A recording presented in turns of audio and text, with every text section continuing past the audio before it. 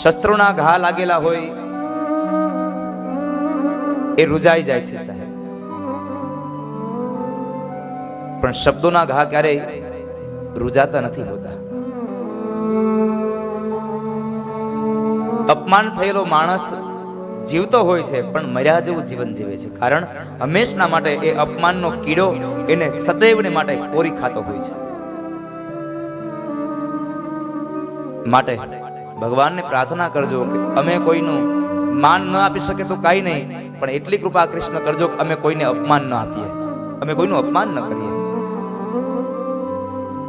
અમે માન ન આપી શકે તો કાંઈ નહીં, પણ અમારાથી કોઈનું અપમાન ન થાય, કારણ આપણી કહેવત છે જીભમાં વાગે એ મટી જાય છે. 32 દાંતની વચ્ચે જીભ રહે છે.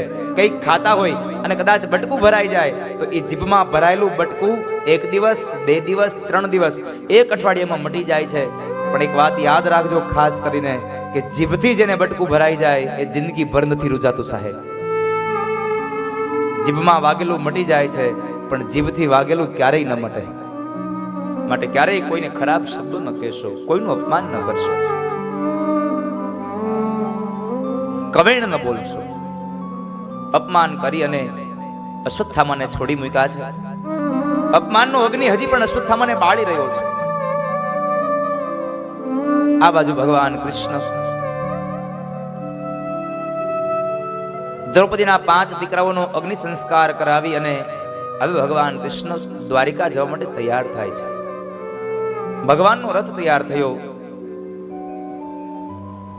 અને જ્યાં ભગવાન જવા માટે તૈયાર થાય, એક પગ પોતાનો ભગવાને રથના પગથિયામાં મૂક્યો અને બીજો પગ હજી નીચે છે. ત્યાં એક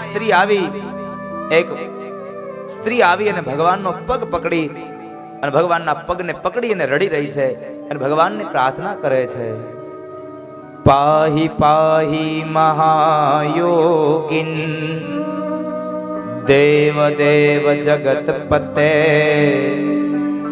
નાન્યમ ત્વદભયમ પશ્યે યત્ર મૃત્યુ પરસ્પરમ. હે નાથ, હે પ્રભુ, આપ રોકાઈ જાઓ. શા માટે? મારા ગર્ભની રક્ષા માટે, કારણ અશ્વત્થામા મારા ગર્ભને મારી નાખશે. પાહી પાહી મહાયોગિન દેવ દેવ જગતપતે નાન્યમ ત્વદભયમ પશ્યે યત્ર મૃત્યુ પરસ્પરસ. મહારાજ, હે નાથ, આ જગતમાં જેનું જન્મ એનું મૃત્યુ એ નક્કી છે. મારું મૃત્યુ થાય તો ભલે થાય, પણ મારા પર કૃપા કરો, મારો ગર્ભની અંદર રહેલા બાળકનું મૃત્યુ ન થાય. આ સ્ત્રી કોણ હતી? પાંડવોના પુત્ર અભિમાન્યુ અને અભિમાન્યુની વિધવા પત્ની ઉત્તરા હતી. એના ગર્ભમાં રહેલો એ બાળક એ પરીક્ષિત મહારાજ. ભગવાનનો પગ પકડીને કહે છે, પ્રભુ મને બચાવો, નહીં તો કાંઈ નહીં, મને ભલે મરી જવા દો, મારું મૃત્યુ આવે તો મને વાંધો નથી, પણ મારા ગર્ભને બચાવી લ્યો. તમે જુઓ, કૃષ્ણ જાય છે તો કૃષ્ણના પગ પકડ્યા, નહીં તો કદાચ એ ઉત્તરાને ક્યાં ડરવાની જરૂર હતી?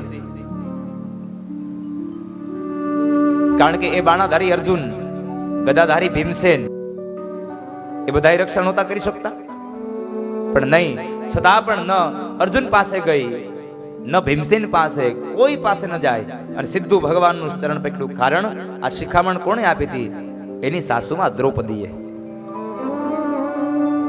દ્રૌપદીએ શિખામણ આપી હતી, બેટા, જીવનમાં દુઃખ પડે તો 2 હાથ વાળા મનુષ્ય પાસે ક્યારેય ન જતા.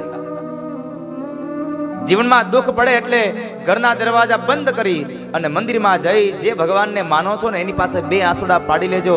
એ તમારા 2 આંસુડાની અંદર તમારું તમામ દુઃખ દૂર કરશે. બાકી સમાજ તો તમારા આંસુડા જોવા માટે જ દુઃખી કરતા હોય છે સાહેબ. સમાજ તમારા આંસુડા જોવા માટે દુઃખી કરતા હોય છે, માટે એની પાસે ન જશો. શું કામે? પોતાનો અનુભવ કયો છે એને, કે જ્યારે દુશાસન એ ભરી સભામાં પાંચાલીને દ્રૌપદીના વાળ પકડીને ખેંચીને ઢસડીને લઈ આવે છે, એ સમયે દુર્યોધન પોતાની જાંગને ખુલ્લી કરી અને કહે છે કે અહીંયા બેસાડું તને. અને એ વખતે જ્યારે નિર્વસ્ત્ર બનાવવાની વાત થઈ ત્યારે એ દ્રૌપદીએ 5 પાંડવો પાસે જઈને કીધું કે તમારી પત્ની છું, મારી લાજ તાર રોકી લ્યો. 5 પાંડવો નીચે જોઈ ગયા હતા. નહીં તો ત્યારે પણ એ જ અર્જુન હતો, એ જ ભીમસેન હતો, છતાં પણ એ કઈ નહોતા બોલ્યા. અનેક મહારથીઓ બેઠા છે, એમાંનો એક મહારથી પિતામહ ભીષ્મ બેઠા છે કે જેને કાળને પણ જીત્યો છે. પિતામહ ભીષ્મ પાસે જઈ અને એને ખોળો પાથરીને દ્રૌપદી પગે લાગીને કહે છે, પિતામહ મારી લાજ જાય છે, તમારા કુટુંબની, તમારા પુત્ર વધુની લાજ લૂંટાય છે, મને નિર્વસ્ત્ર બનાવાય છે, મને બચાવી લ્યો.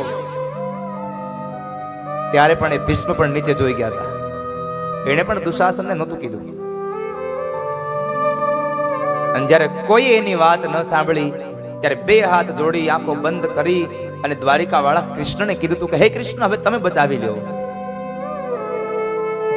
આંખમાંથી અશ્રુની ધારા સાથે જ્યારે દ્રૌપદીએ ભગવાન કૃષ્ણને યાદ કર્યા અને જ્યારે દુશાસન એના અંગ ઉપરની સાડી ખેંચતો જાય, જેમ સાડી ખેંચતો જાય એમ કૃષ્ણ સાડી પૂરતો જાય, જેમ ખેંચતો જાય તેમ કૃષ્ણ સાડી પૂરતો જાય. સાહેબ 999 ચીર કૃષ્ણએ પૂર્યા હતા. દ્રૌપદીને પ્રસંગ યાદ હતો એટલા માટે એને પુત્રાને કીધું કે બેટા, જીવનમાં દુઃખ આવે તો 2 હાથવાળા મનુષ્ય પાસે નહીં, 1000 હાથવાળા હરિ પાસે જઈને તમારું દુઃખ ગાજો, ક્ષણભરમાં તમારું દુઃખ દૂર થશે. 2 હાથવાળા દૂર નહીં કરે.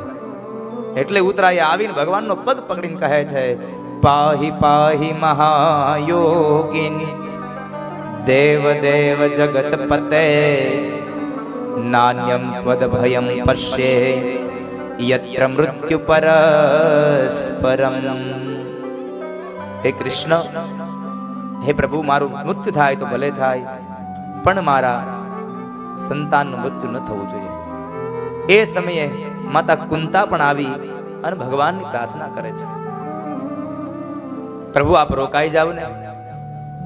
દુઃખ હતું ત્યારે અમારી સાથે રહ્યા અને સુખ આવ્યું તો તમે જતા રહેશો. તમે મારી સાથે રહો. અને જો તમે જતા રહેતા હોય તો એવા સુખની અમારે જરૂર નથી. એવું સુખ અમારે નહીં જોઈએ.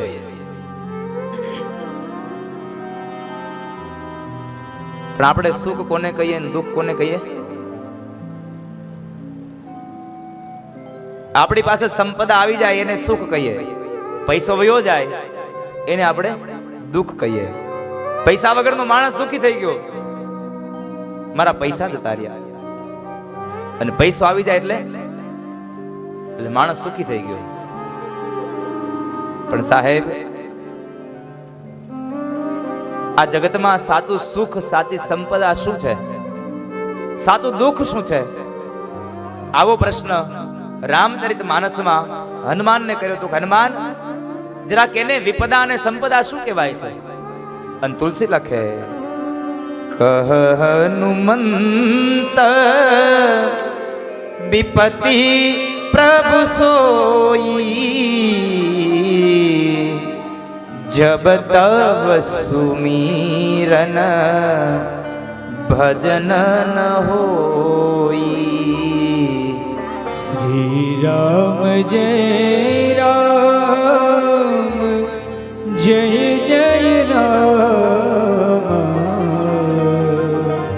શ્રી રામ જય રામ, જય જય રામ. એ હનુમાન, આ જગતને બતાવો, આ લોકોને બતાવો સાચી સંપદા શું છે, સાચી વિપદા શું છે. અને હનુમાન કહે છે, જ્યારે જ્યારે આ મનુષ્ય અવતારમાં ભજન થઈ જાય ને એ સમય સંપદાનો છે, અને જે માણસ ભગવાનને ભૂલી જાય એ સમય વિપદાનો છે.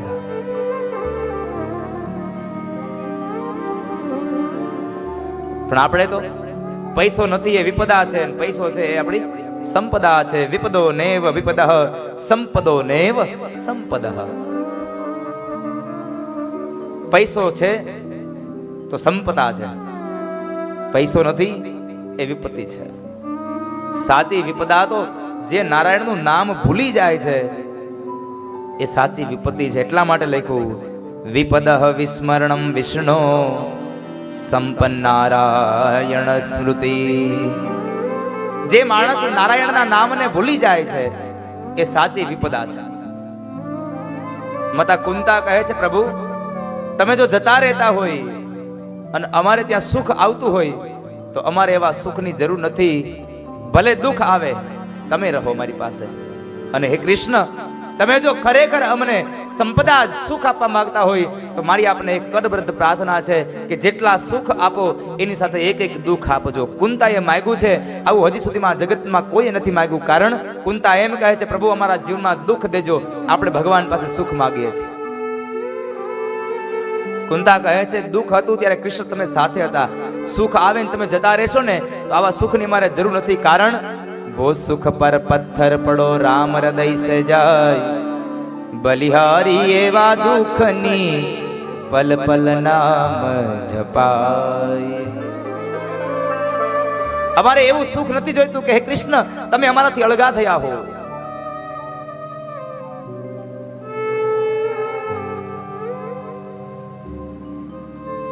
અમારે એવા સુખની જરૂર નથી.